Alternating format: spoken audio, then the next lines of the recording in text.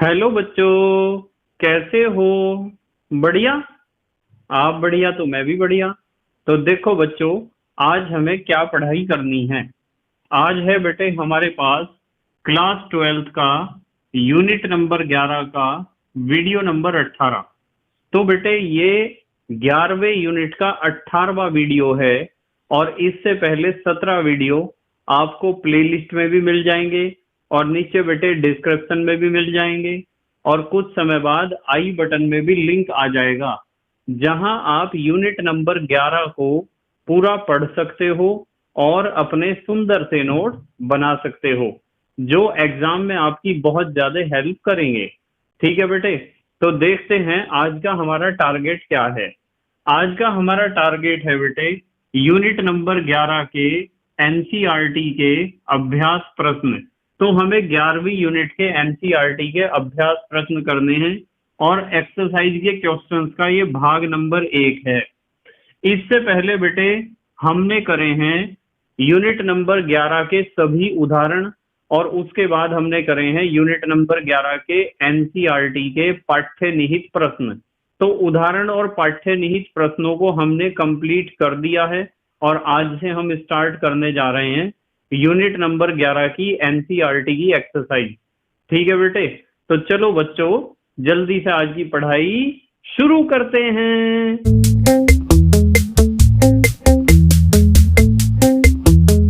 तो बेटे आज हमें पढ़ना है यूनिट नंबर 11 की एनसीईआरटी का एक्सरसाइज। ठीक है बेटे, तो हम यहाँ लिखते हैं, ऊपर में हेडिंग लिख दूं आपके सामने, unit number 11, unit number 11 NCERT, NCERT अभ्यास प्रश्न।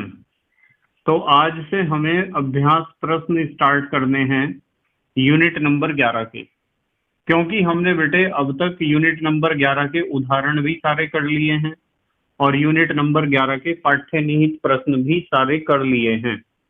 देखो बेटे, एक बात मैं स्पष्ट रूप से बताता हूं आपको कि जो हमारी एनसीईआरटी की बुक है वो ही हमारा सिलेबस है। इसलिए एनसीईआरटी को बुक को करना बहुत जरूरी है और हर एक यूनिट के उदाहरण, सारे उदाहरण करना बहुत जरूरी है और सारे पाठ्य निहित प्रश्नों को करना बहुत जरूरी है और अभ्यास के सारे प्रश्नों को करना जरूरी है। यदि आपने एनसीईआरटी की सारी थ्योरी, सारे उदाहरण, सारे पाठ्य निहित और सारे एक्सरसाइज के क्वेश्चन कर लिए हैं तो आपके नंबर कोई भी नहीं काट सकता है, इस बात की 100% गारंटी है। ठीक है बेटे, तो इसलिए आप एनसीईआरटी पे पूरा फोकस करो। उसके साथ आप अपनी साइड बुक भी कर सकते हो, कोई भी साइड बुक लगाओ आप, जो भी पब्लिकेशन की स्कूल में आपके कोचिंग में लगवाई गई हो उस साइड बुक को लगाओ और उसके आप जो चैप्टर के बाद में क्वेश्चंस दिए होते हैं, बहुविकल्पीय, अति लघु उत्तरीय, लघु उत्तरीय, न्यूमेरिकल्स और दीर्घ उत्तरीय, उन क्वेश्चंस को आप सॉल्व कर सकते हो। पर उन क्वेश्चंस को आप केवल तब सॉल्व करोगे जब एनसीईआरटी से आपने पूरा कर लिया हो किसी यूनिट को। ठीक है बेटे, तो देखो हमारा जो क्वेश्चन नंबर फर्स्ट है, क्वेश्चन नंबर फर्स्ट एक्सरसाइज का पहला क्वेश्चन, वो है निम्न यौगिकों के आईयूपीएसी नाम लिखिए। निम्नलिखित यौगिकों के, निम्नलिखित यौगिकों के क्या लिखने हैं बेटे? आईयूपीएसी। निम्नलिखित यौगिकों के आईयूपीएसी नाम लिखिए। इन्होंने हमें कुछ यौगिक दे रखे हैं और उनके लिखने हैं हमें आईयूपीएसी नाम। इसमें जो सबसे पहला यौगिक इन्होंने दिया है, ध्यान से देखेंगे सब बच्चे। सबसे पहला यौगिक दिया है CH3 सिंगल बॉन्ड CH, फिर सिंगल बॉन्ड CH और फिर सिंगल बॉन्ड C और फिर सिंगल बॉन्ड CH3। इसमें जो दूसरे नंबर पे ये CH आया, इसमें जुड़ा हुआ है नीचे CH3, ये जोड़ दिया हमने। फिर इसके बाद जो CH आया है इसमें नीचे जुड़ा हुआ है OH, ये जोड़ दिया हमने। फिर उसके बाद सेकंड लास्ट नंबर पर C आया है, इसके ऊपर भी बेटे CH3 है, ये जोड़ दिया और नीचे भी CH3 है। तो इस तरह का कंपाउंड इन्होंने हमें दे रखा है और इसका बताना है हमें IUPAC नाम। तो आपको स्पष्ट रूप से नजर आ रहा होगा इसमें कि OH इधर से देखोगे 1 2 3 तीसरे नंबर पे है, OH को इधर से देखोगे 1 2 3 इधर से भी तीसरे नंबर पे ही है। तो नंबरिंग लेफ्ट साइड से करनी चाहिए या राइट साइड से करनी चाहिए, बताओ। नंबरिंग हमें करनी चाहिए बेटे राइट साइड से, इधर से नंबरिंग करनी चाहिए, क्योंकि इधर से दूसरे नंबर पे दो ये क्रियात्मक समूह, दो साइड चेन और हमें मिल जाएंगे। तो सबसे नजदीक जो सारे क्रियात्मक समूह है वो इधर से बैठेंगे। तो नंबरिंग आप इधर से ही करोगे, 1 2 3 4 और 5, ये कर दी नंबरिंग। अब बताओ इसमें प्रीफिक्स कौन कौन से हैं? ये प्रीफिक्स है, ये प्रीफिक्स है और ये प्रीफिक्स। इन तीनों का तो प्रीफिक्स लगेगा मिथाइल। दूसरे और चौथे पे मिथाइल हैं। 2 2 4 कितने हैं ये? ट्राई, 3 हैं। 2 2 4 ट्राई मिथाइल। कितने कार्बन है?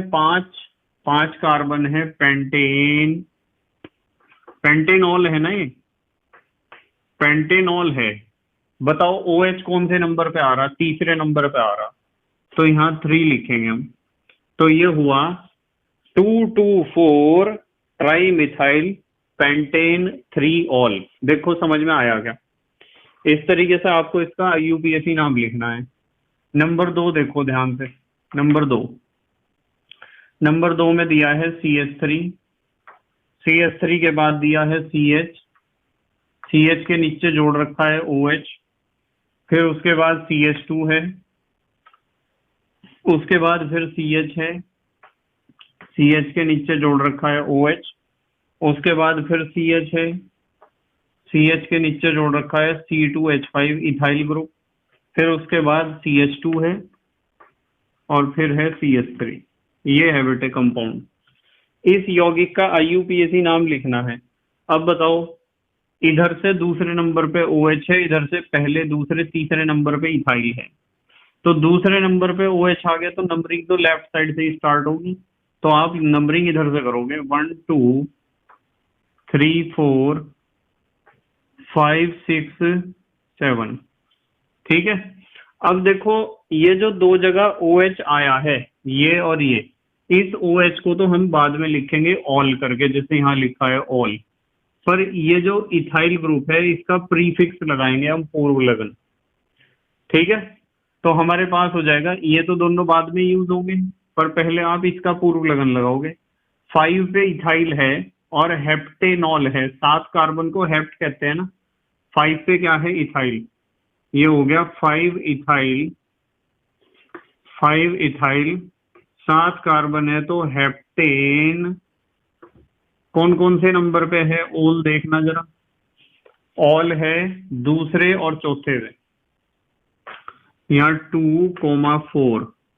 तो ये हुआ नाम 5 इथाइल हेप्टेन 2,4 डाईऑल। ठीक है बेटे, हेप्टेन 2,4 डाईऑल, यही तो होगा ना। अब आ जाओ आप नंबर 3, तीसरे एग्जाम्पल पे आओ। तीसरा क्वेश्चन इन्होंने दे रखा है CH3 सिंगल बॉन्ड CH, नीचे दे रखा है OH, फिर सिंगल बॉन्ड CH, फिर नीचे दे रखा है OH, फिर सिंगल बॉन्ड CH3, ये दे रखा है बेटे। अब बताओ नंबरिंग तो कहीं से भी कर लो, इसमें लेफ्ट से कर लो या राइट से। 1 2 3 4, 4 कार्बन है तो ब्यूटेनॉल है, 4 कार्बन को ब्यूटेन कहते हैं, ब्यूटेन ऑल। कौन कौन से नंबर पे आ रहा बताओ? एक तो दूसरे पे है और एक तीसरे पे है, तो ब्यूटेन 2 3 डाईऑल, 2 3 डाईऑल। दो जगह आ रहा तो डाई लिखना चाहिए ना, डाईऑल। जब दो जगह आता है तो डाई लिखना चाहिए, यहाँ भी हम डाई लिख देंगे। जब 3 जगह आता है तो क्या लिखना चाहिए? ट्राई। ठीक है बेटे, तो ये हुआ ब्यूटेन 2 3 डाईऑल। ठीक है। अब आ जाओ आप नंबर 4 पे। नंबर 4, नंबर 4 है, यहाँ दे रखा है इन्होंने OH, फिर उसके बाद है CH2, CH2 के बाद दे रखा है CH, CH के नीचे जुड़ा है OH, उसके बाद है CH2 और यहाँ भी OH है। तो 3 कार्बन है, ये नंबरिंग कहीं से भी कर लो, 1 2 3, और तीनों कार्बन पे एक एक OH जुड़ा हुआ है, प्रोपेनॉल है। आपको पता है 3 कार्बन पे OH है, 3 कार्बन है तो प्रोपेन कौन कौन से नंबर पे, 1 2 3, 3 जगह है तो ट्राई, OH है तो ऑल, प्रोपेन 1 2 3 ट्राई ऑल, ये हुआ इसका नाम, प्रोपेन 1 2 3 ट्राई ऑल। अब आ जाओ आप नंबर 5। नंबर 5 पे इन्होंने इस तरह का एक रिंग दे रखा है, जिसे आप कह सकते हो बेंजीन रिंग। ये बेंजीन रिंग है। बेंजीन रिंग के टॉप पे इन्होंने जोड़ रखा है CH3 और बेटे ऑर्थो पोजीशन पे जोड़ रखा है OH। इसका नाम बताना है हमें। जब आप CH3 और OH की बात करते हो तो इसमें OH प्रधान क्रियात्मक समूह है, तो नंबरिंग यहाँ 1 होगी और यहाँ 2। दूसरे पे मिथाइल है तो हम लिखेंगे 2 मिथाइल फिनॉल। दूसरे पे मिथाइल है, 2 मिथाइल फिनॉल, ठीक है, 2 मिथाइल फिनॉल। क्या नाम हुआ, 2 मिथाइल फिनॉल। अच्छा, एक बात और बताता हूँ आपको। देखो पहले नंबर पे हाइड्रोक्सी है, S से शुरू हो रहा है, दूसरे पे मिथाइल है। कुछ बुक्स में ऐसे भी लिख रखा है 1 हाइड्रोक्सी 2 मिथाइल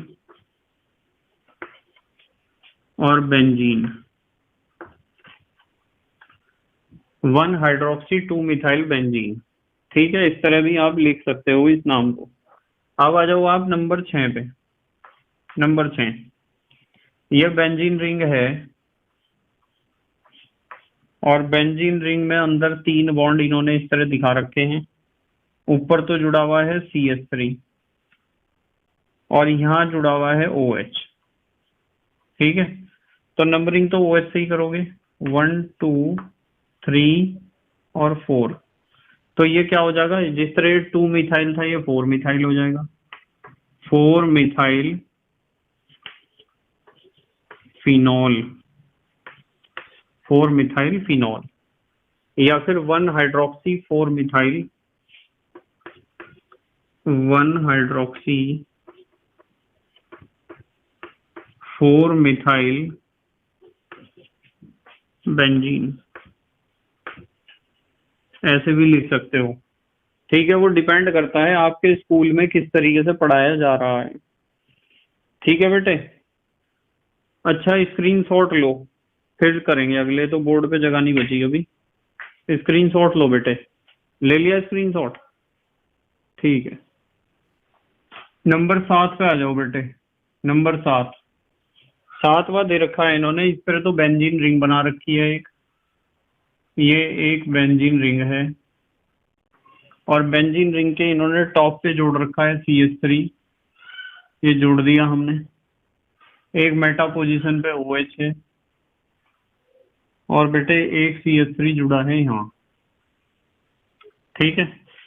तो आपको इसका IUPAC नाम बताना है, तो नंबरिंग आप यहाँ से करोगे 1, 1 के बाद 2 ऊपर नहीं लिखने के, वो ये नजदीक है तो ये लिखोगे 2 3 4 5 6।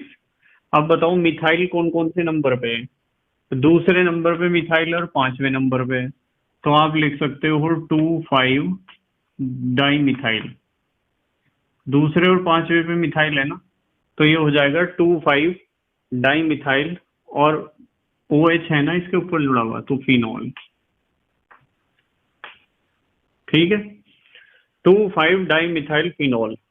या आप इसे लिख सकते हो 1 हाइड्रोक्सी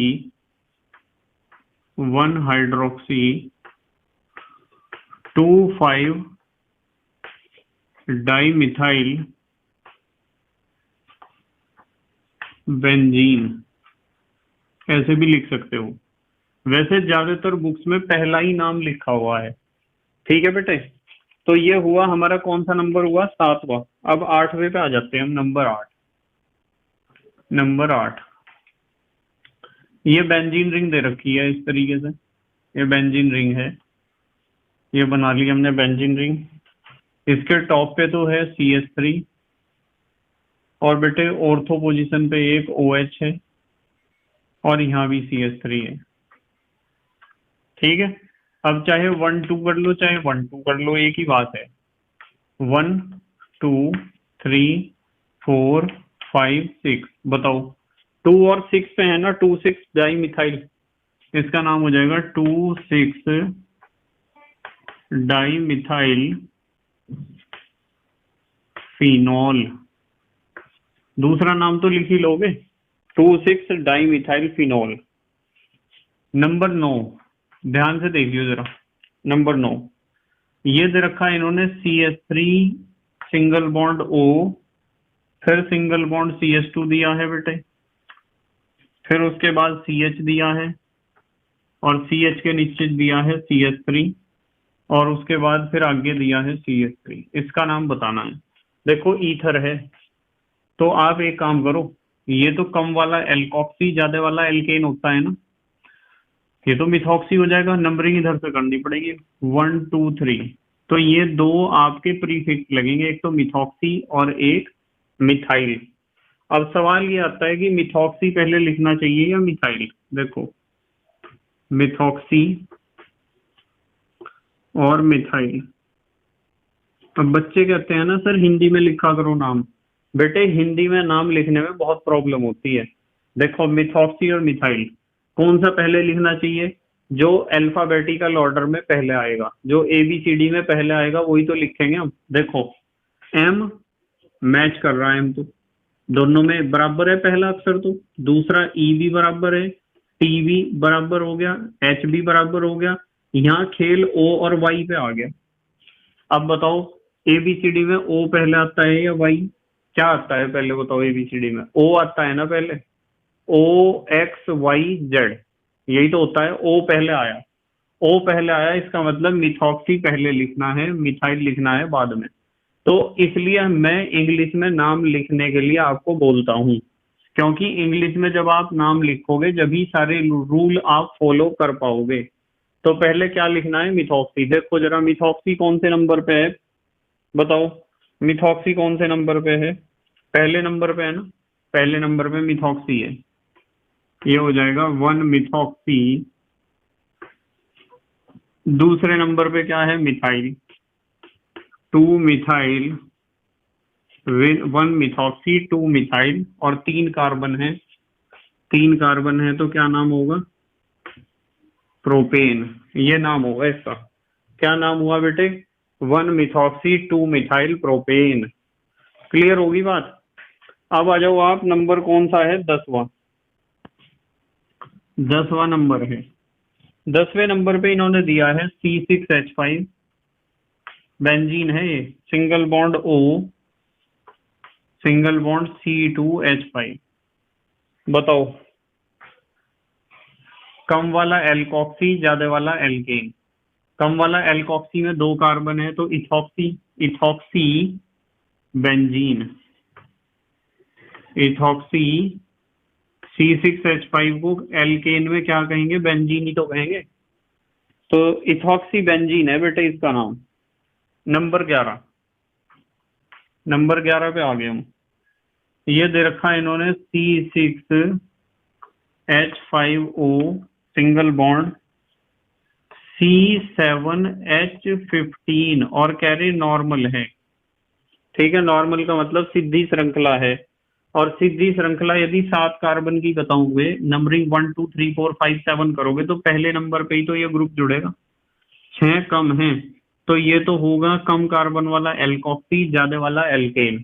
तो एल्कोक्सी में ये आ रहा फिनाइल ग्रुप, पहले कार्बन से जुड़ा होगा। 7 कार्बन यदि इन्होंने नॉर्मल कह दिया, यानी कि 7 सीधी श्रृंखला में पहले कार्बन से जुड़ा है फिनॉक्सी, तो इसका नाम हो जाएगा 1 फिनॉक्सी। समझ रहे ना आप, 1 फिनॉक्सी। ठीक है बेटे, पता चल गया ना मैं 1 क्यों बोल रहा इसे, क्योंकि 7 कार्बन सीधी श्रृंखला में पहले कार्बन से फिनॉक्सी जुड़ा हुआ है। 1 फिनॉक्सी और 7 कार्बन वाला एल्केन क्या होता है, 7 को कहते हैं हेप्ट, तो इसका नाम हो जाएगा 1-फिनॉक्सीहेप्टेन। क्या नाम हो जाएगा बेटे? 1-फिनॉक्सीहेप्टेन। अब आ जाओ आप नंबर 12 पे। 10, 11, 12। 12वें नंबर पे कहा है CH3, ये दे रखा CH3, single bond CH2, single bond O, फिर सिंगल बॉन्ड CH, और नीचे दे रखा है CH3, और फिर सामने दे रखा है CH2, और फिर CH3। अब देखो, कम कार्बन वाला एल्कोक्सी और ज्यादा वाला एल्केन। ठीक है, इस पे नंबरिंग कर दो बस। 1, 2, 3, 4। 2 इथॉक्सी, 2 कार्बन वाले एल्कोक्सी को इथॉक्सी तो कहते हैं। 2 इथॉक्सी और 4 कार्बन वाला एल्केन ब्यूटेन। दूसरे नंबर पे इथॉक्सी जुड़ा है ब्यूटेन के। देखो, दूसरे नंबर पे इथॉक्सी जुड़ा है ब्यूटेन के, 2 इथॉक्सी ब्यूटेन। अब आ जाओ आप, ये तो पहला क्वेश्चन था। अब दूसरे क्वेश्चन पे आ गए हम, क्वेश्चन नंबर 2। दूसरे क्वेश्चन में कहा निम्नलिखित यौगिकों की संरचनाएं दीजिए। निम्न IUPAC नाम दे रखे बेटे इन्होंने। निम्नलिखित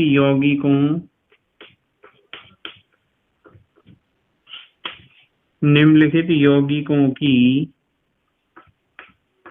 संरचनाएं दीजिए। IUPAC नाम दे रखे, और IUPAC नाम से हमें उनके स्ट्रक्चर्स बनाने हैं। ठीक है, जल्दी से स्क्रीनशॉट लो, मैं करा रहा फिर प्रैक्टिस। ले लिया बेटे स्क्रीनशॉट? ठीक है। दूसरे क्वेश्चन में बेटे हमें IUPAC नाम दिए गए हैं, और IUPAC नाम के द्वारा हमें बतानी है संरचनाएं, स्ट्रक्चर्स बनाने हैं। ध्यान से देखना, ठीक है बेटे? ये है दूसरा क्वेश्चन का पहला पार्ट, पहला नंबर 1। नंबर 1 पे इन्होंने दिया है 2-मिथाइल ब्यूटेन 2 ऑल। 2-मिथाइल ब्यूटेन 2 ऑल, ये बताना है। साफ पता चल रहा है कि ब्यूटेनॉल है, 4 कार्बन है, 1, 2, 3 बना लिए 4 कार्बन। अब नंबरिंग आप इधर से ही दे दिया करो, 1, 2, 3, 4, इधर से नंबरिंग दे सकते हो, 1, 2, 3, 4। अब देखो 2 मिथाइल, दूसरे पे मिथाइल है, लो जोड़ दिया दूसरे पे मिथाइल। ब्यूटेन 2 ऑल, दूसरे पे ही OH है, तो दूसरे पे ही आप ऊपर क्या जोड़ दोगे? OH। ठीक है, देखो दूसरे पे मिथाइल है, दूसरे पे OH है। अब आप हाइड्रोजन पूरे कर दो। यहाँ कितने हाइड्रोजन जुड़ेंगे? 3। 1, 2, 3, 4 बॉन्ड इसने बना रखे हैं, यहाँ कुछ नहीं जुड़ेगा। यहाँ 2 बॉन्ड हैं, 2 की कमी, तो 2 हाइड्रोजन जुड़ेंगे, और यहाँ जुड़ेंगे बेटे 3 हाइड्रोजन। ठीक है बेटे, ये हुआ पहला। दूसरा देखते हैं क्या है, नंबर 2। दूसरा दिया इन्होंने 1-फिनाइल प्रोपेन 2 ऑल। 1-फिनाइल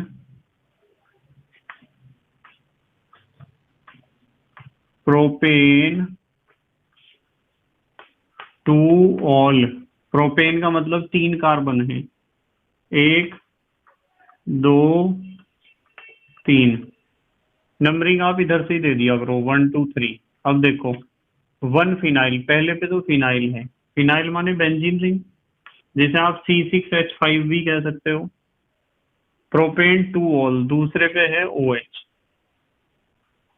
बस अब आप हाइड्रोजन पूरे कर दो। देखो 2 बॉन्ड बना रखे, कार्बन ने 2 की कमी है। 3 बॉन्ड बना रखे, 1 की कमी है। 1 बॉन्ड बना रखा, 3 की कमी है। ये हो गया कंपाउंड आपका 1-फिनाइल प्रोपेन 2 ऑल। तीसरा कंपाउंड देखो, नंबर 3। तीसरा कंपाउंड दिया है 3,5 डाइमिथाइल 3,5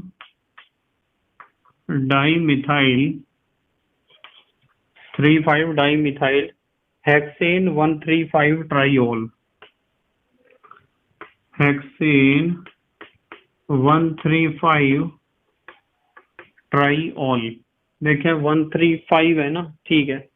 हेक्सेन माने 6 कार्बन है, 1 2 3 4 5 6। नंबरिंग आप इधर से ही दिखा दिया करो। अब बताओ, 3 और 5 पे 2 मिथाइल हैं, 3 पे मिथाइल है और 5 पे मिथाइल है, जोड़ दिया। 3 और 5 पे 2 मिथाइल हेक्सेन। 135 पे OH है, 1 के पास OH है और 3 पे भी OH है। मैं 3 थोड़ा साइड में लिख दूं, और 5 पे भी OH है, ऐसे। अब आप हाइड्रोजन पूरे कर दो बस। देखो 2 बॉन्ड बना रखे, 2 की कमी, 2 बॉन्ड बना रखे, 2 की कमी, इसके चारों बॉन्ड पूरे हैं, यहाँ 2 और इसके भी चारों बॉन्ड पूरे हैं। ये कंपाउंड हो गया आपका 35 डाई मिथाइल हेक्सेन 135 ट्राईओल। नंबर 4 देखते हैं क्या है। नंबर 4 पे इन्होंने दिया है 2,3 di ethyl phenol, 2,3 di ethyl phenol.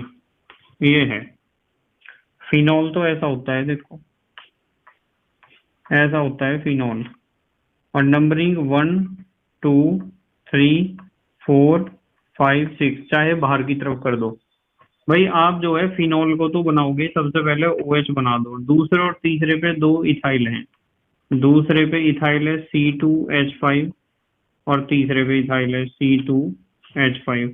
देखो दोनों पे इथाइल जोड़ दिए, तो ये बन गया दूसरे और तीसरे पे इथाइल फिनॉल के। ये स्ट्रक्चर हुआ इसका। पांचवा देखो क्या है, पांचवा यहां बना दूं। पांचवा दिया इन्होंने 1 इथॉक्सी प्रोपेन, 1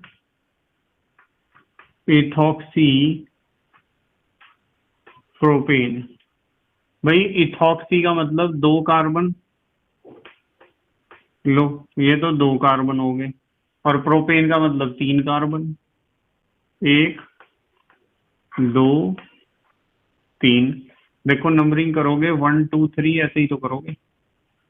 1 पे इथॉक्सी है ना, इथॉक्सी। प्रोपेन के 1 पे इथॉक्सी है, 1 पे इथॉक्सी है प्रोपेन के। ये हो गया 1 इथॉक्सी प्रोपेन, पांचवा। छठा देखो क्या है, छठा नंबर 6। छठा क्वेश्चन दे रखा 2 ethoxy 3 methyl pentane, 2 ethoxy 3 methyl pentane. आज मेरी तबीयत थोड़ी खराब है, 2 दिन से बुखार हो रहा मुझे, इसलिए एनर्जी लेवल थोड़ा डाउन लगेगा आपको, ठीक है। पर पढ़ते रहो बस, समझते रहो। ये दे रखा बेटे 2 ethoxy 3 methyl pentane, 2 ethoxy 3 methyl pentane. Pentane माने 5 कार्बन है, 1 2 3 4 5।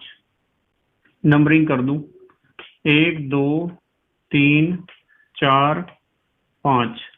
दूसरे पे इथॉक्सी है, लो दूसरे पे इथॉक्सी जोड़ रहा मैं, OC2H5 हो गया इथॉक्सी।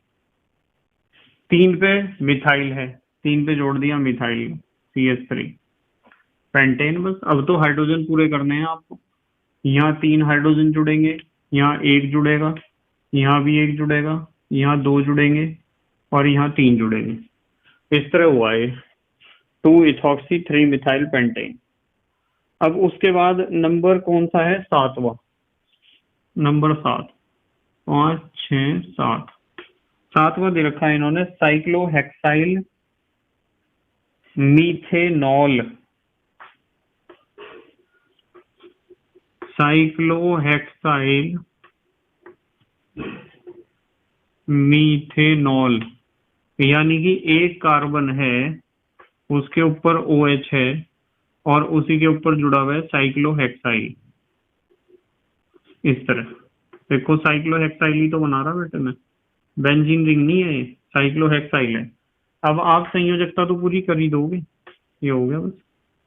साइक्लोहेक्साइल मीथेनॉल ऐसा होता है, एक कार्बन पे OH और एक तरफ है cyclohexyl. Number 5, 6, 7, 8। Number 8, 3 cyclohexyl pentane 3 all. 3 cyclohexyl pentane 3 all, ये है। पेंटेन माने 5 कार्बन, 1 2 3 4 5, 1 2 3 4 5। 3 साइक्लोहेक्साइल, तीसरे पे साइक्लोहेक्साइल ले लो, साइक्लोहेक्साइल हो गया। पेंटेन 3 ऑल, तीसरे पे ही OH है, ये जोड़ दिया OH, बस बन गया आपका कंपाउंड। हाइड्रोजन पूरे कर दो आप, 3 2, ये तो पूरे हो रहे, 2 और 3, ये हो गया 3 साइक्लोहेक्साइल पेंटेन 3 ऑल। ठीक है बेटे। नंबर अब के बार है हमारे पास, नंबर कौन सा था, 8वां था। नंबर 9, यहाँ लिख रहा मैं नंबर 9, ध्यान रखना आप नोट्स बनाते हुए। नंबर 9, नोट्स बनाते हुए ध्यान रखना है सबको। ये है साइक्लोपेंट 3 इन 1 ऑल। साइक्लोपेंट, तीसरे पे तो इन है और पहले पे है ऑल। साइक्लोपेंटीन है, साइक्लोपेंटीन, यानी कि 1 2 3 4 और 5। नंबरिंग दे दो इस पे, यहाँ को नहीं, थोड़ा साइड में बनाऊं, क्योंकि पहले नंबर पे OH भी तो जोड़ना, पहले नंबर पे OH जोड़ना है तो ऊपर थोड़ी जगह होनी चाहिए, यहाँ बना रहा हूँ मैं। 1 2 3 4 5, देखो पेंट 5 कार्बन, साइक्लो माने चक्रीय 5 कार्बन।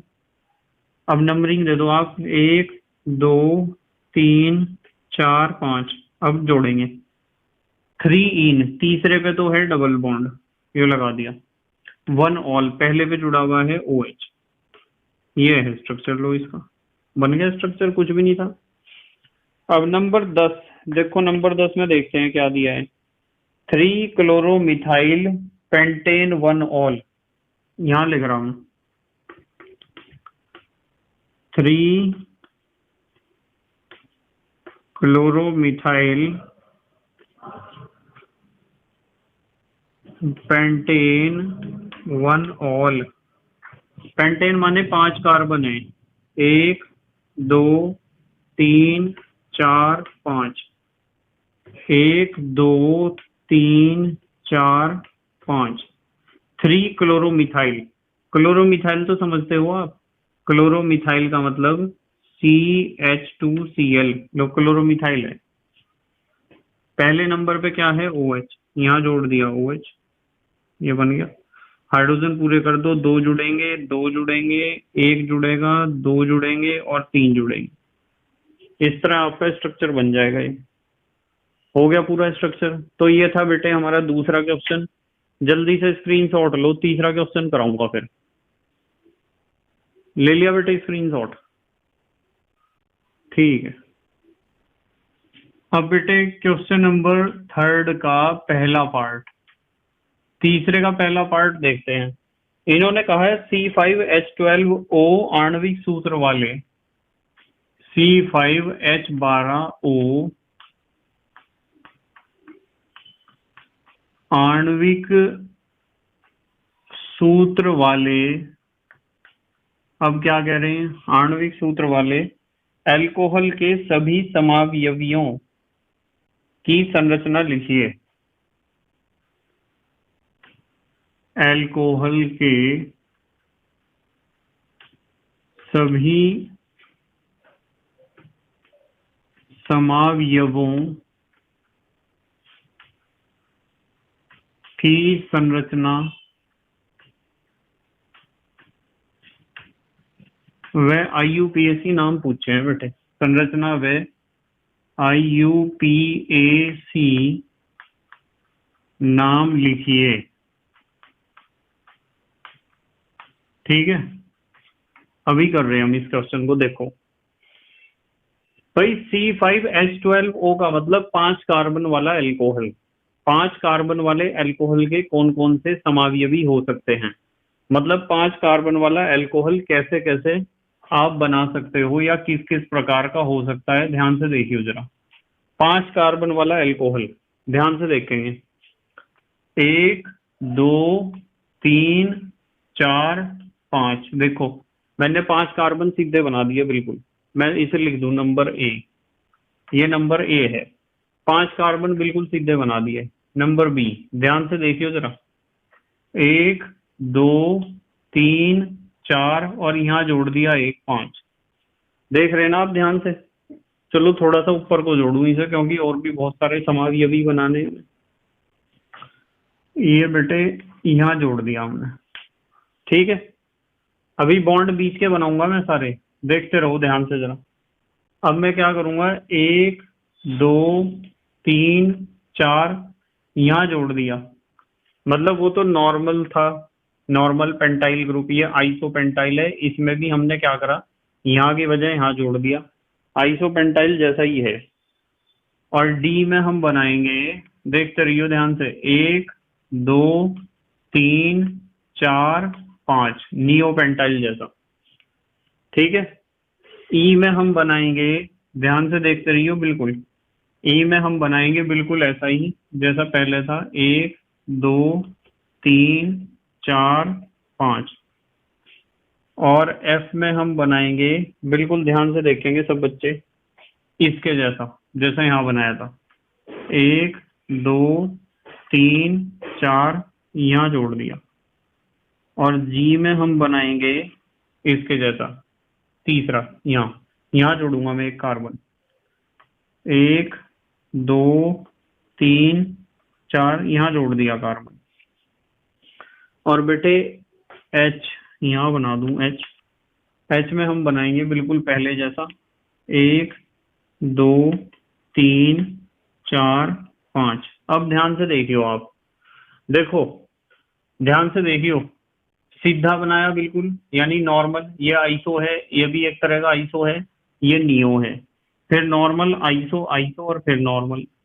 अब देखो आप पहले नंबर पे OH जोड़ दो, ये जोड़ दिया पहले नंबर पे OH, इसके भी पहले पे OH जोड़ दो, इसके भी पहले पे OH जोड़ दो, इसके भी पहले पे OH जोड़ दो, एक तो ये बन गए, ठीक है।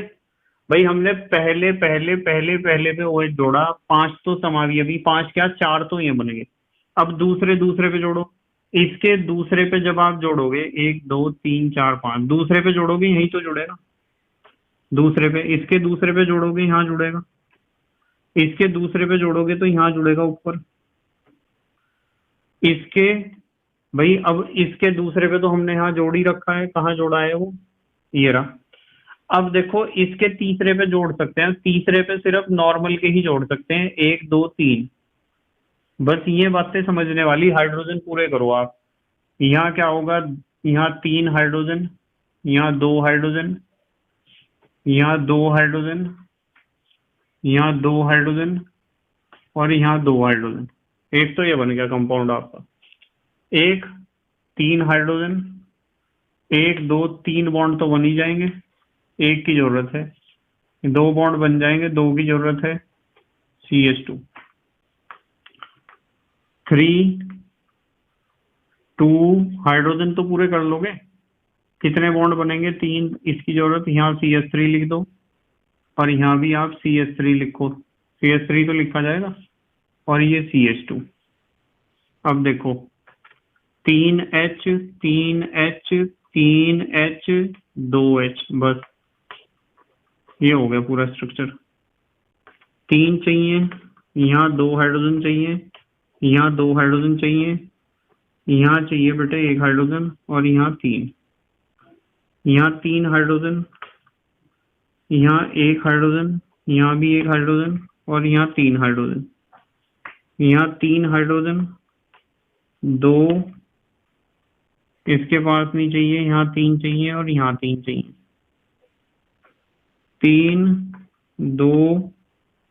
देखो हाइड्रोजन पूरे करने आने चाहिए, यदि मैं कहीं गलती कर देता हूं तो उसे सही कर लेना अपने आप। आपको पता कार्बन की संयोजकता कितनी होती है, पता है ना। अब यदि इसका नाम मैं आपसे पूछ लूं, इसका नाम बताओ क्या है। इन्होंने IUPAC नाम भी तो पूछे हैं देखो, तो नंबरिंग इधर से ही तो करोगे। 1 2 3 4 5, बताओ क्या नाम है। 5 कार्बन है, पेंटेनॉल है। पेंटेन पहले नंबर पे OH है, पेंटेनॉल। क्या नाम है इसका? पेंटेनॉल। इसमें भी नंबरिंग इधर से ही होगी। 1 2 3 4, बताओ।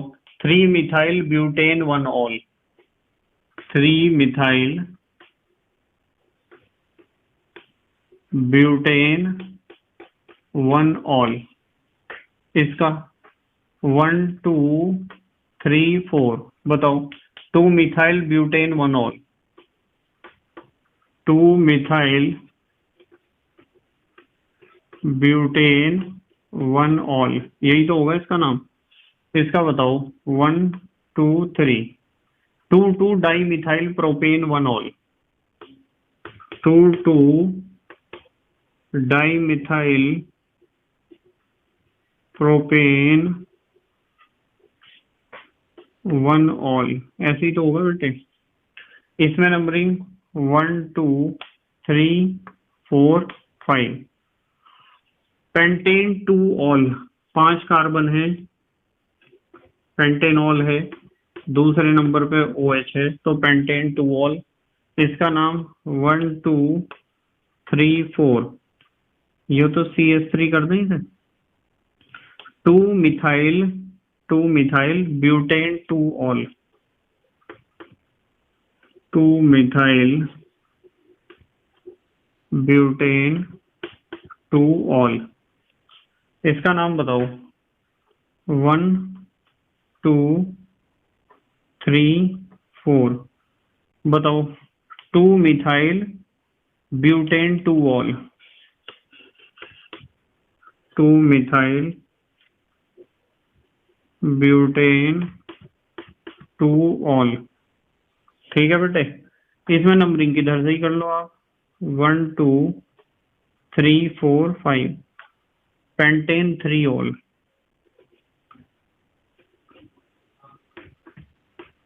तो ये हो गए इनके सबके IUPAC नाम। अब सवाल होता है, चलो IUPAC नाम बता दिए, आप इन्हें यूं भी बता सकते हो। ये OH ग्रुप प्राइमरी कार्बन से जुड़ा है, तो ये प्राइमरी अल्कोहल है। क्या है बेटे? प्राइमरी अल्कोहल है ना ये A जो है वो प्राइमरी अल्कोहल है, क्योंकि OH ग्रुप प्राइमरी कार्बन से अटैच है। इसमें भी OH ग्रुप इस प्राइमरी कार्बन से अटैच है, तो ये भी प्राइमरी अल्कोहल होगा, 1 डिग्री अल्कोहल। क्वेश्चन पूछा जाता है ऐसा भी। OH ग्रुप प्राइमरी कार्बन से अटैच है, तो ये भी एक प्राइमरी अल्कोहल है, यानी 1 डिग्री अल्कोहल है। ये भी क्या है बेटे? 1 degree alcohol. OH group primary carbon से अटैच है, तो ये भी एक प्राइमरी अल्कोहल है।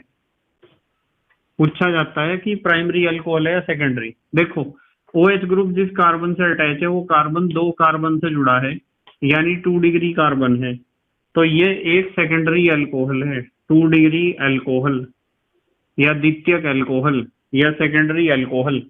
इसमें OH ग्रुप जिस कार्बन से अटैच है वो कार्बन 2 कार्बन से डायरेक्टली अटैच है, तो भी ये एक कैसा है? द्वितीयक अल्कोहल है। ये भी एक कैसा अल्कोहल है? द्वितीयक अल्कोहल।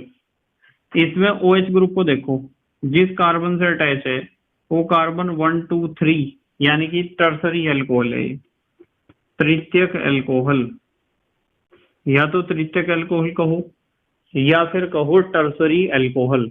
ठीक है बेटे। इसमें OH ग्रुप जिस कार्बन से अटैच है वो कार्बन 2 से जुड़ा हुआ है, तो सेकेंडरी अल्कोहल है। सेकेंडरी अल्कोहल, ये है द्वितीयक अल्कोहल। तो इस तरीके से आपको पहचान होनी चाहिए कि दिया गया अल्कोहल कैसा है, प्राइमरी है या सेकेंडरी है या टर्सरी है। ठीक है बेटे। स्क्रीनशॉट लो जल्दी से। ले लिया स्क्रीनशॉट? ठीक है। क्वेश्चन नंबर 3 का सेकंड पार्ट देखो क्या दिया हुआ है बेटे, ध्यान से देखेंगे। सेकंड पार्ट में कहा है, उपरोक्त समावयवों में से प्राथमिक, द्वितीयक व तृतीयक अल्कोहल को छांटिए। उपरोक्त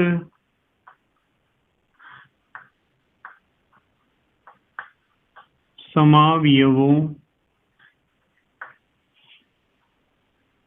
में से प्राथमिक, द्वितीयक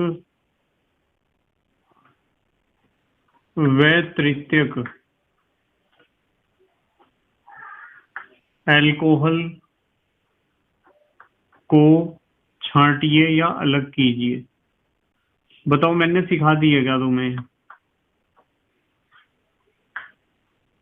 भाई अभी मैंने बता दिया आपको कौन सा प्राथमिक अल्कोहल है, कौन सा द्वितीयक अल्कोहल है और कौन सा तृतीयक अल्कोहल है, बताया ना अभी आपको।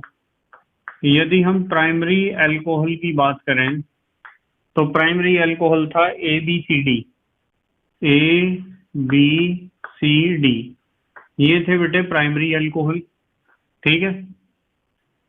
और यहाँ निशान कैसा लगाऊं, ऐसा लगा दूं। सेकेंडरी अल्कोहल की बात करें, सेकेंडरी अल्कोहल, तो बेटे सेकेंडरी अल्कोहल कौन से थे बताओ? सेकेंडरी अल्कोहल थे ESG, अभी मैंने आपको बताए हैं। और टर्सरी अल्कोहल,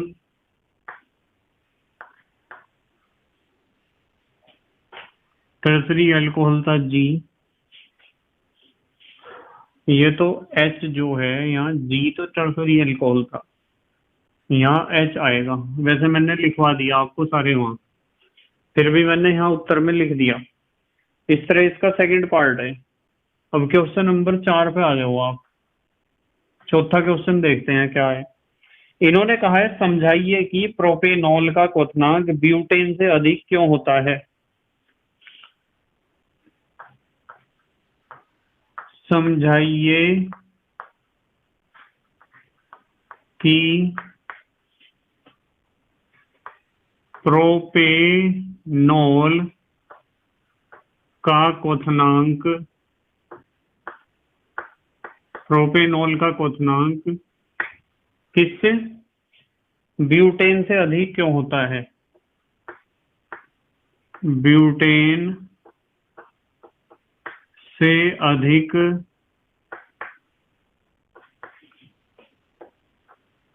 क्यों होता है। अब देखो बहुत इंपॉर्टेंट क्वेश्चन है, पेपर में पूछा जाता है। इसका आंसर यहाँ लिखेंगे हम, देखते रहिए ध्यान से बेटे। प्रोपेनॉल और ब्यूटेन, प्रोपेनॉल और ब्यूटेन की यदि हम बात करें तो दोनों के अणुभार लगभग एक जैसे हैं, सिर्फ 2 इकाई का अंतर आएगा।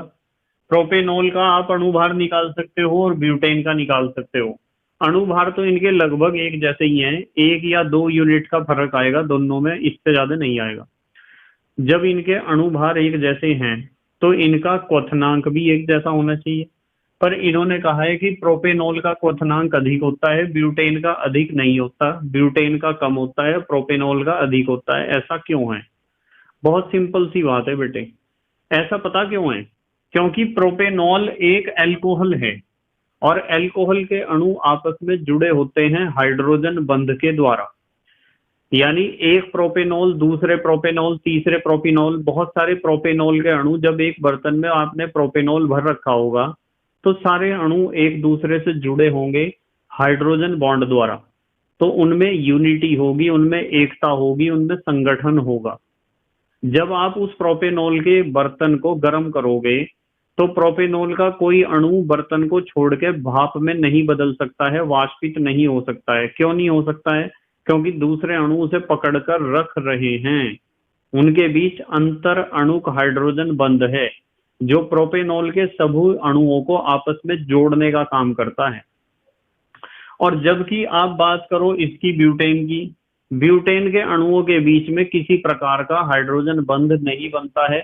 इसका मतलब ब्यूटेन को जब किसी बर्तन में भरोगे तो उनके अणुओं के बीच संगठन, यूनिटी, एकता नहीं होगी। इसलिए गर्म करने पे कोई भी अणु आसानी से छोड़ के भाग जाएगा बर्तन को। इसका मतलब क्वथन या वाष्पन बड़ी सरलता से हो जाएगा ब्यूटेन का।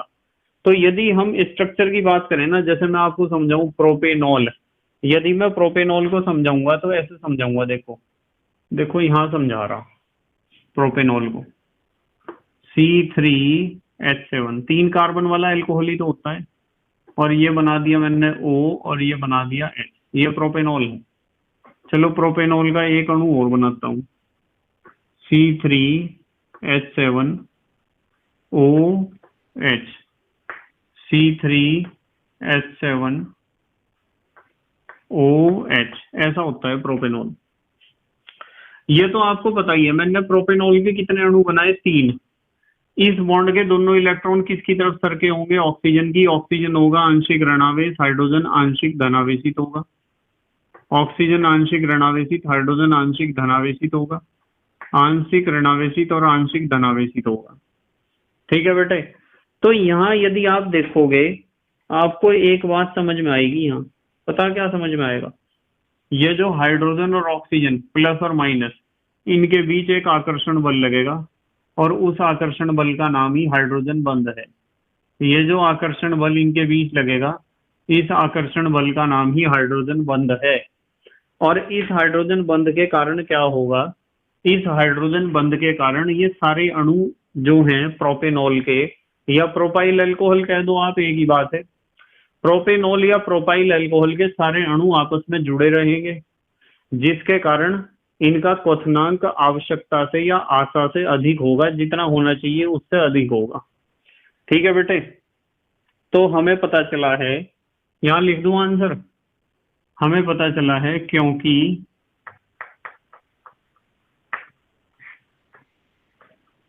प्रोपेनॉल के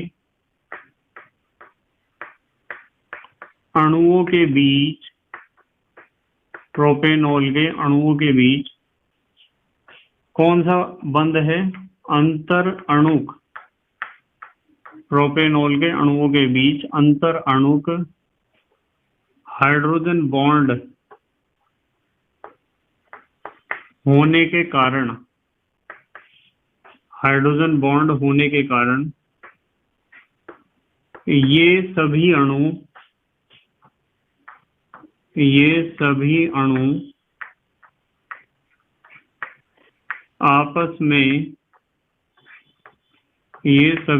आपस में जुड़े होते हैं।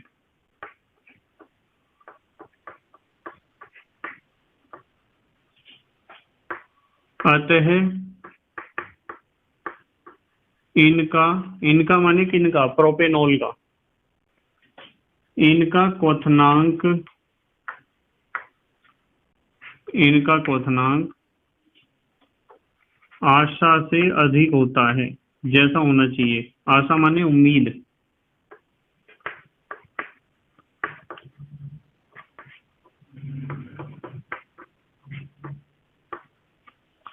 जबकि यदि हम बात करें किसकी, कौन सा था जिसके साथ तुलना कर रहे थे आप, ब्यूटेन।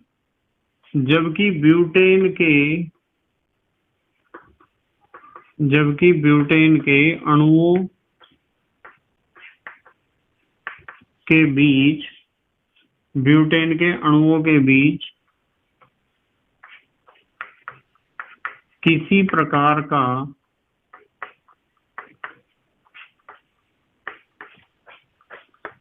हाइड्रोजन बंध न होने के कारण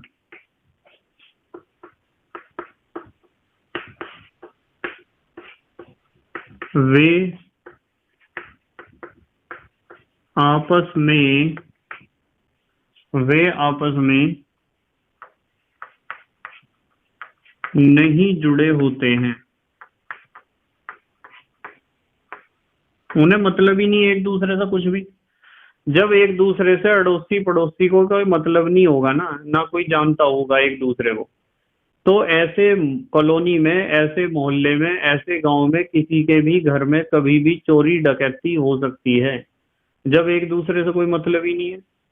ठीक है। तो आपस में नहीं जुड़े होते हैं, अतः इनका क्वथनांक कम होता है। आप थोड़ा सा ही गर्म करोगे बर्तन को तो क्या होगा, ब्यूटेन का कोई भी अणु उड़कर भाग सकता है, उसे रोकने वाला कोई है ही नहीं। ठीक है, क्योंकि उसने नहीं कभी किसी को रोका, तो उसे कौन रोक देगा। ये बात आपको समझनी चाहिए। अब आ जाओ आप क्वेश्चन नंबर 5 पे आ जाओ, देखते हैं पांचवा क्वेश्चन क्या है। क्वेश्चन नंबर 5, पांचवें क्वेश्चन में कहा है समतुल्य आणविक भार वाले हाइड्रोकार्बन की अपेक्षा समतुल्य आणविक भार वाले समतुल्य आणविक भार वाले हाइड्रोकार्बन की अपेक्षा समतुल्य आणविक भार वाले हाइड्रोकार्बन की अपेक्षा अल्कोहल जल में अधिक घुलनशील होते हैं। अल्कोहल, अल्कोहल को कह रहे कि अल्कोहल जल में अधिक घुलनशील होते हैं।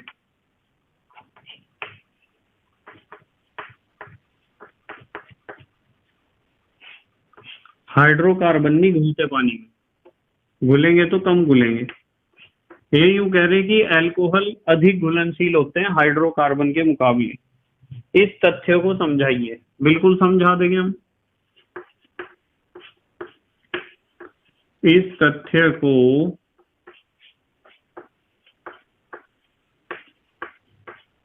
समझाइए। चलो समझा रहे हम इस तथ्य को कि अल्कोहल पानी में क्यों घुल जाते हैं ज्यादा, और हाइड्रोकार्बन यानी एल्केन, एल्कीन, एल्काइन, यही तो होते हैं हाइड्रोकार्बन। तो हाइड्रोकार्बन कम क्यों घुलते हैं, अल्कोहल ज्यादा क्यों घुलते हैं। इसका एक एग्जांपल बताऊं आपको। एक अल्कोहल है इथाइल अल्कोहल, जिसे आधे से ज्यादा दुनिया पानी में घोल के पीती है या सोडा वाटर में घोल के पीती है।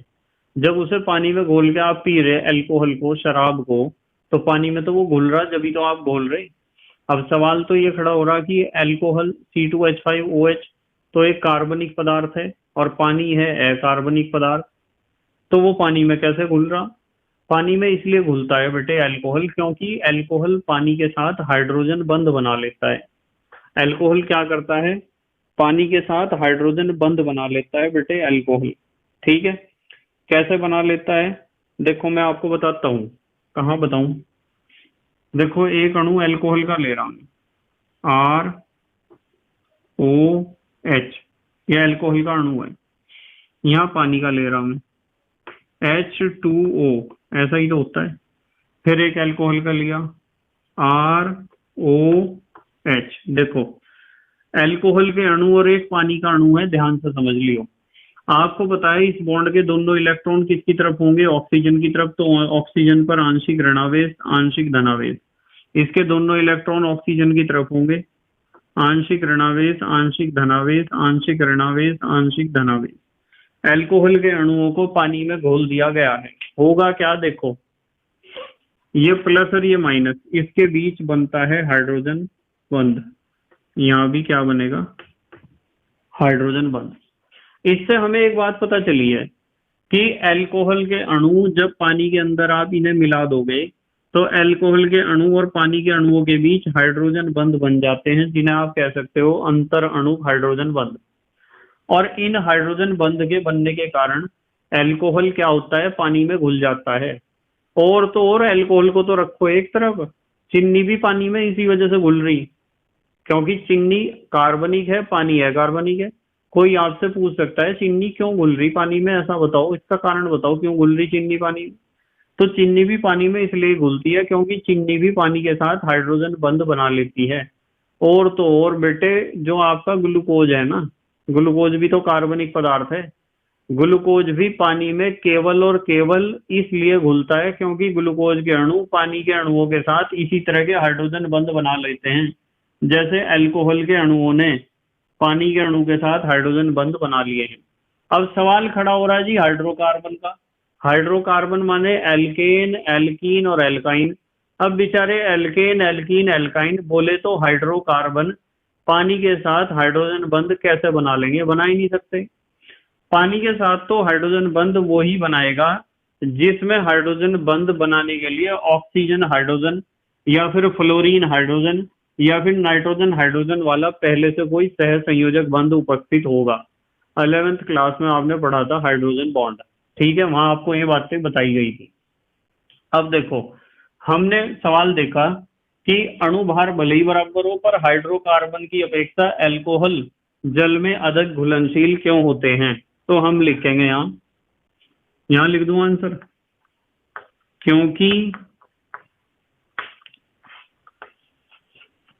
अल्कोहल के अणु कोमा जल के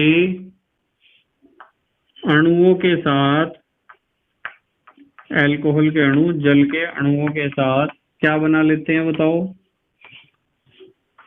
हाइड्रोजन बॉन्ड बना लेते हैं। इसलिए अल्कोहल, ROH लिख सकते हैं ना अल्कोहल को, जल में अधिक घुलनशील होते हैं, जबकि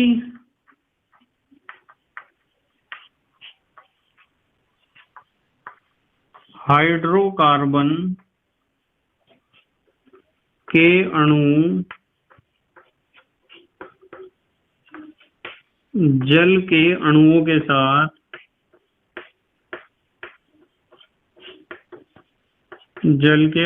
साथ हाइड्रोजन बॉन्ड न बनाने के कारण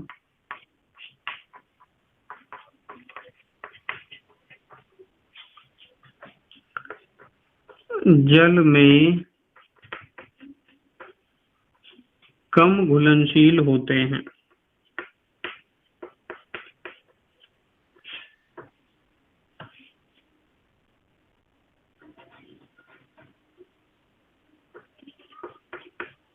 ठीक है बेटे,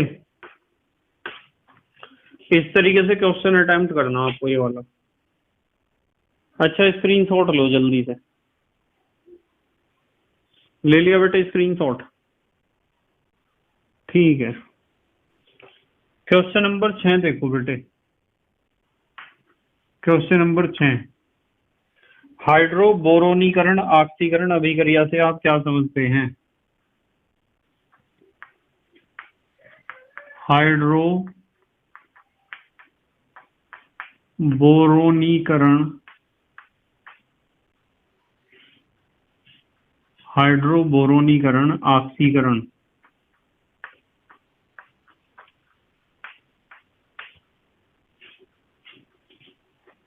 अभिक्रिया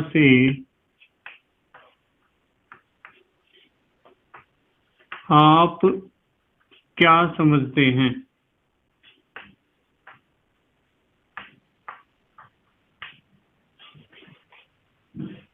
हाइड्रोबोरोनीकरण ऑक्सीकरण अभिक्रिया से आप क्या समझते हैं, इसे उदाहरण सहित समझाइए। बस उदाहरण तो लिख ही देंगे, चलो आंसर ही लिखो आप सीधा, उदाहरण तो देंगे, रिएक्शन तो देनी है। देखो बेटे, आप एल्केन लोगे, एल्केन क्या, एल्कीन लोगे और एल्कीन पर डाइबोरेन का रिएक्शन करोगे, एल्कीन पर डाइबोरेन का योग करोगे, योगात्मक अभिक्रिया, तथा फिर ऑक्सीकरण करोगे।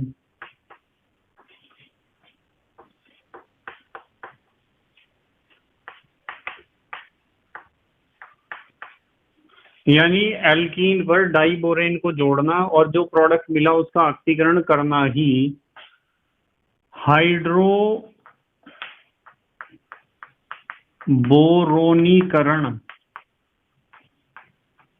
हाइड्रोबोरोनीकरण ऑक्सीकरण कहलाता है। इसे कहते हैं हाइड्रोबोरोनीकरण ऑक्सीकरण। अच्छा, एक रिएक्शन लिख के दिखा रहा हूं मैं आपको, उदाहरण भी तो कहा था ना इन्होंने। जैसे मैं आपको कहूं कि हमारे पास 6 अणु हैं एक डबल बॉन्डेड हाइड्रोकार्बन के, जिसे आप कहते हो एल्कीन। ये तो हमारे पास एल्कीन है, मान लो लिख दिया, चलो एल्कीन है कोई भी डबल बॉन्डेड हाइड्रोकार्बन। इसके ऊपर आप B2H6 का रिएक्शन करोगे, डाइबोरेन है बेटे। क्या है ये? डाइबोरेन। जब हम इसका डाइबोरेन के साथ रिएक्शन करते हैं तो क्या होता है, आप एक बात का ध्यान रखोगे, यहाँ THF उत्प्रेरक लोगे। क्या लोगे? THF। टेट्राहाइड्रोफ्यूरेन है बेटा इसका नाम, टेट्राहाइड्रोफ्यूरेन। कहाँ लिखूं इसे? ये तो डाइबोरेन है, टेट्राहाइड्रोफ्यूरेन। कहाँ लिख दूं?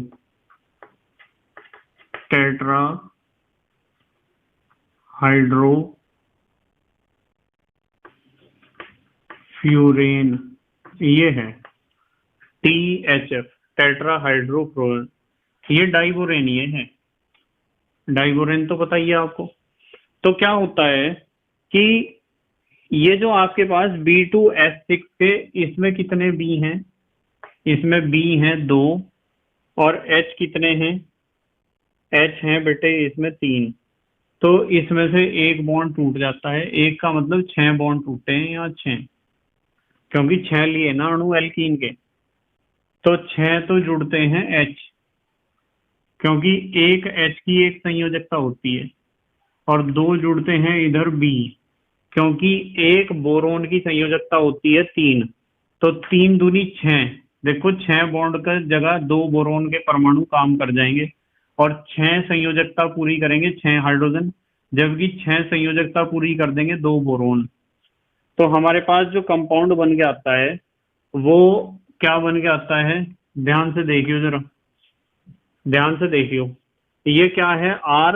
R के बाद क्या है? ये CH2 हो जाएगा, क्योंकि हर एक CH पे एक H जुड़ा, 6 बॉन्ड टूटे, हर एक पे एक H जुड़ा, ये CH2 हो जाएगा। ठीक है, क्या हो जाएगा? CH2। और यहाँ क्या हो जाएगा? ये CH2 है, और उसके ऊपर क्या जुड़ेगा? 3 CH2 पे एक बोरोन जुड़ेगा। 3 CH2 पे क्या जुड़ेगा? एक बोरोन। तो आप ऐसे लिख सकते हो इसे, R CH2 CH2, ये वाला CH2, 3 CH2 पर एक बोरोन, 3 CH2 पर एक बोरोन, इस तरह का कंपाउंड बनेगा। यानी कि RCH2CH2 का होल थ्राइस B, क्योंकि आपको पता है इसकी संयोजकता 3 होती है, तो 3 इस तरह के एल्काइल ग्रुप को 3 को कैरी कर सकता है अकेला बोरोन। और ऐसे ऐसे कितने अणु बनेंगे? 2 बनेंगे, क्योंकि ये हमने 6 लिए थे। 6 लेने का कारण यही था क्योंकि H6 होता है ना, B2H6, इसे तो कम से कम 6 संयोजकता चाहिए, तो इसलिए 2 अणु बनेंगे इस तरह के। इसे आप कह सकते हो ट्राई एल्काइल बोरेन, इसे आप कह सकते हो ट्राई एल्काइल बोरेन, ये बना। तो हमने क्या करा? एल्कीन के ऊपर डाई बोरेन का योगात्मक अभिक्रिया किया है। मैंने बता दिया आपको कि CH डबल बॉन्ड CH2 के बीच का एक बॉन्ड टूट जाएगा, एक तरफ H और एक तरफ B जुड़ेंगे, 6 बॉन्ड हमने तोड़े। अब हमें करना है इसका ऑक्सीडेशन। क्या करना है? ऑक्सीकरण करना है। देखो 6H2O2 और माध्यम होगा क्षारीय। ऑक्सीडेशन करना है, नीचे लिख दूं मैं ऑक्सीकरण या ऑक्सीडेशन। तो जब आप ऑक्सीडेशन करोगे तो क्या होगा? ध्यान से देखियो। 6 लिए H2O2, माध्यम कैसा है? क्षारीय। कैसा है? क्षारीय माध्यम है। तो ये कितने बॉन्ड हैं? ये एक के साथ तो बॉन्ड है, ये 3 पर, 2 के साथ है 6, तो 6 तो OH जुड़ेंगे इधर और 6 OH जुड़ेंगे इधर। देखो 6 OH जुड़ेंगे दोनों तरफ। ये बोरोन और एल्काइल ग्रुप के बीच के 6 बॉन्ड टूटेंगे, क्योंकि एक बोरोन बनाता है 3 बॉन्ड, तो यहाँ 2 बोरोन हैं, दो बोरॉन बनाएंगे 6 बॉन्ड, 6 बॉन्ड टूट के 6 OH इधर 6 OH इधर, तो क्या बनेगा बताओ भाई। हर एक के पास ये कितने हैं टोटल, एल्काइल ग्रुप कितने हैं, दो, दो तिया 6 हैं, 6 एल्काइल ग्रुप हैं, 6 ही OH हैं, तो 6 बन जाएंगे ना, ये 6 बन जाएंगे क्या, R CH2 CH2OH। बताओ 6 नहीं बनेंगे क्या, अल्कोहल के कितने अणु बनेंगे, 6 बनेंगे। समझ में आ रहा ना, देखो 3 दूनी 6 एल्काइल ग्रुप और 6 ही OH। ये है प्राइमरी अल्कोहल। क्या बना बेटे, प्राथमिक अल्कोहल या 1 डिग्री अल्कोहल बना है। साथ में क्या बनेगा, साथ में बनेगा 2H3BO3। देखो यहाँ देखो कितने हैं ये बी, 2 बी हैं, H कितने हैं 6 हैं, देखो 2 तिया 6, बी कितने हैं 2 हैं, देखो 2 बी, ऑक्सीजन कितने हैं 6 हैं, देखो 2 तिया 6, तो H3BO3 के भी 2 अणु बनेंगे। और H3BO3 का नाम आपको पता ही होगा, H3BO3 को आप कह सकते हो बोरिक एसिड, बोरिक एसिड के 2 अणु भी बनेंगे। तो ये रिएक्शन है हाइड्रोबोरोनीकरण ऑक्सीकरण। अब आ जाओ आप क्वेश्चन नंबर 7 पे, यहाँ लिख रहा मैं क्वेश्चन नंबर 7 एक्सरसाइज का। इन्होंने कहा आणविक सूत्र C7H8O, आणविक सूत्र C7H8O वाले मोनोहाइड्रिक फिनॉल की संरचनाएं, वाले मोनोहाइड्रिक यानी एक OH ग्रुप है, मोनोहाइड्रिक फिनॉल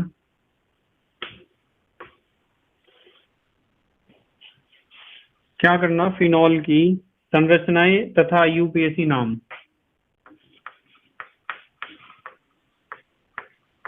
संरचनाएं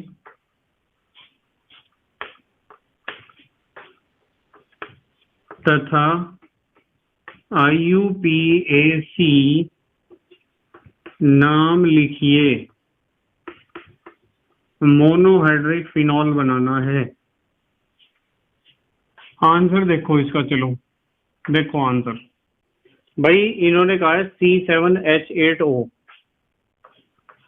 बेंजीन रिंग, फिनॉल है, OH जोड़ दिया और ये जोड़ दिया CH।